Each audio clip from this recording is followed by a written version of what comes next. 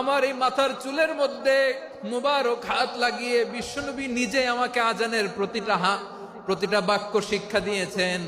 বিশ্বনবীর মোবারক হাত, পবিত্র হাত আমার মাথার চুলের যেই জায়গায় লেগেছে, আমি চাই ওই চুলগুলা নিয়ে আমি আমার কবরের ভিতরে যাব।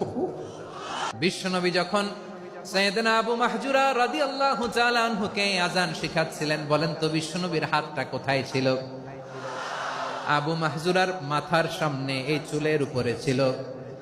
আবু মাহজুরা ওই স্মৃতিটাকে ধারণ করবার জন্য, ওই স্মৃতিকে বহন করার জন্য বিশ্বনবীর মোবারক হাত আবু মাহজুরার কপালের চুলের যেই জায়গায় লেগেছে, মৃত্যুর আগের দিন পর্যন্ত আবু মাহজুরা মাথার ওই চুলে কোনোদিন ছুরি আর কামার লাগায় নাই,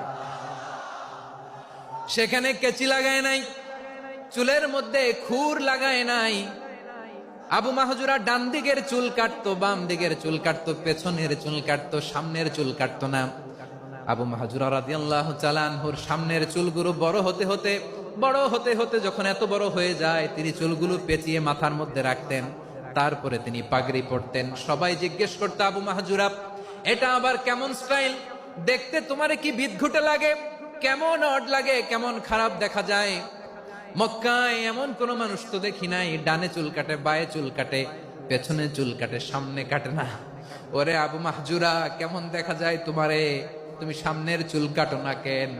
আবু মাহজুরা বলে, আমি হাঁটু গেড়ে পেয়ারা নবীর সামনে বসেছিলাম, আমার এই মাথার চুলের মধ্যে মুবারক হাত লাগিয়ে বিশ্বনবী নিজে আমাকে আজানের প্রতিটা বাক্য শিক্ষা দিয়েছেন।